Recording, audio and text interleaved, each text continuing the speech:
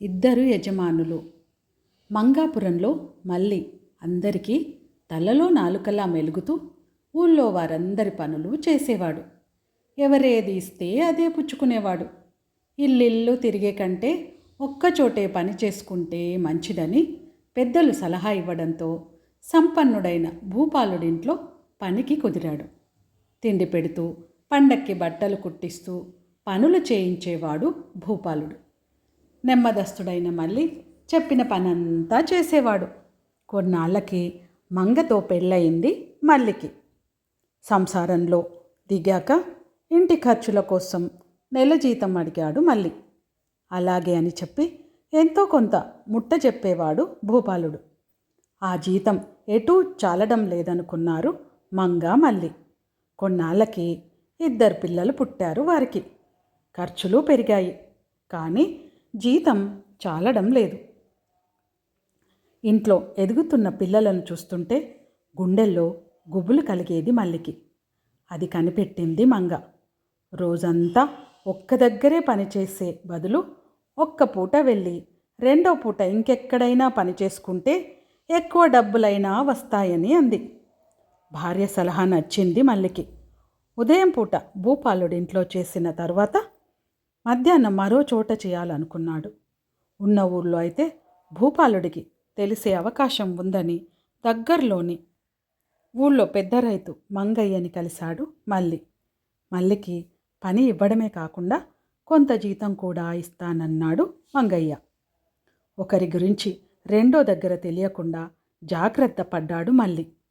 కొత్తగా చేరిన మంగయ్యతో సమస్య లేదు, కానీ భూపాలుడితోనే సమస్య అనుకున్నాడు. పెళ్ళయింది కదా, ఇంటి పనులు చూసుకోవాలని అబద్ధం చెప్పాడు భూపాలుడితో. 2 చోట్ల పనిచేసి ఇంటికి వెళ్ళేసరికి ఒళ్ళు హూనమయ్యేది మల్లికి. బాగా అలసిపోయి ముసుగుతన్ని పడుకునేవాడు.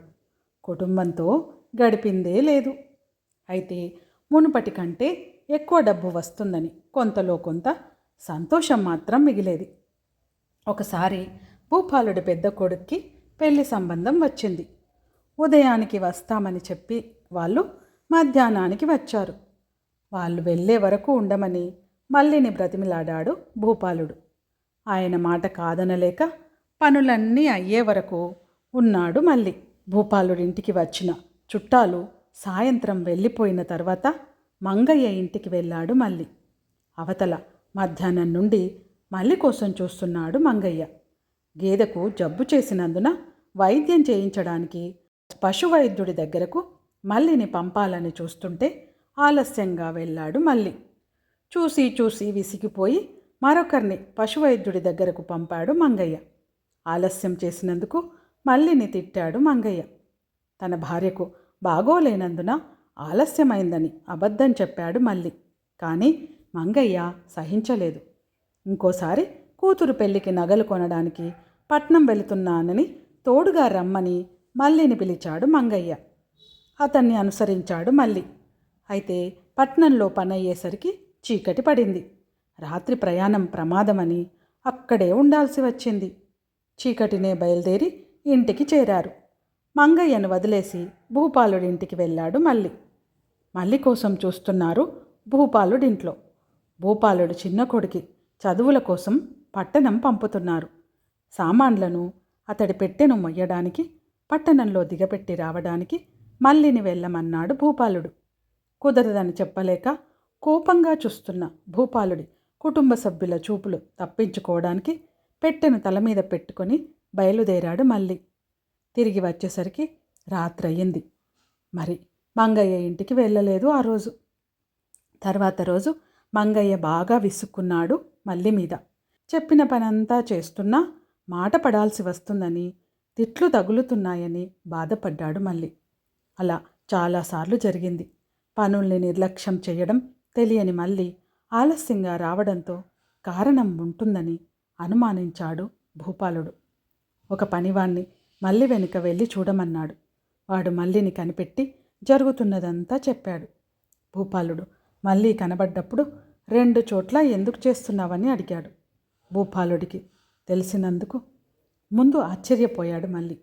ఇప్పుడు ఏమీ చేయలేమనుకొని భావించి ఆదాయం చాలడం లేదని డబ్బు కోసమే చేస్తున్నానని చెప్పాడు.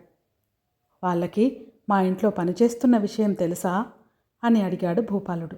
లేదన్నట్టు తలాడించాడు మళ్ళీ. భూపాలుడు స్వతహాగా మంచివాడు కావడంతో పెద్దగా నవ్వేసి, బాగుంది నీ వ్యవహారం, అలా చెయ్యొచ్చా? వాళ్ళు కనుక నిన్ను బాగా చూసుకుంటే మా మీద ద్వేషం పెరిగే అవకాశం ఉంది. ఒకవేళ మేమే నిన్ను బాగా చూసుకున్నామనుకో, వాళ్ళ మీద నీ కోపం పెరిగేది. ఆ కారణంగా ఒకరిని ద్వేషించే స్థితి కలిగేది. ఇద్దరు యజమానుల దగ్గర పని చేయకూడదు నువ్వు. మాలో ఎవరి వల్లనైనా నీకు కష్టం కలిగే అవకాశం ఉంది. మేము జీతం ఇస్తున్నాము కాబట్టి పనులు చెబుతాము. నీకు కోపం కలిగి దేనికైనా పూనుకుంటే ఒకరికి ప్రమాదమే కదా. నువ్వు రెండో చోట పని చేస్తున్నావని తెలియక ఎక్కువసేపు ఉంచుతాము. అలాంటప్పుడు కోపం వచ్చిందా అని అడిగాడు. మీ మీద రాలేదు, కానీ నా పేదరికానికి నా మీదే కోపం వచ్చింది. ఇద్దరు ఇళ్లల్లో చేయడం వలన ఇంటికి వెళ్ళి పడుకోవడం తప్ప మా వాళ్ళతో సంతోషంగా గడపలేదు ఒక్కరోజు కూడా. డబ్బు అవసరం ఉండడంతో పని చేయక తప్పడం లేదు అన్నాడు మళ్ళీ. భూపాలుడు కాసేపు ఆలోచించి, రేపటి నుంచి అక్కడ మానేసి పూర్తిగా ఇక్కడే ఉండిపో, జీతం పెంచుతాను. అదీగాక మన దగ్గర రేపో ఎల్లుండో ఈనబోయే గేదెలున్నాయి, ఒకటి తీసుకెళ్ళి పోషించు. ఆ పాలతో వ్యాపారం చేసుకోండి. వేడినీళ్ళకు చన్నీళ్ళలా ఆదాయం పెరుగుతుంది. నువ్వు బాగా కుదురుకున్నాక నా గేదెను తిరిగి ఇవ్వడమో డబ్బు చెల్లించడమో చేయవచ్చు అన్నాడు. భూపాలుడి మాటలు ఇచ్చిన అవకాశం నచ్చాయి. సరేనన్నాడు మళ్ళీ. భూపాలుడిచ్చిన గేదెలతో వ్యాపారం చేసి కొంత డబ్బు కూడబెట్టి సొంతంగా 2 గేదెలు కొనుక్కున్నాడు. పాల వ్యాపారంలో మంగకు సాయపడుతూ పిల్లల్ని చూసుకుంటూ గడపడంతో సంతోషంగా ఉండింది మల్లికి.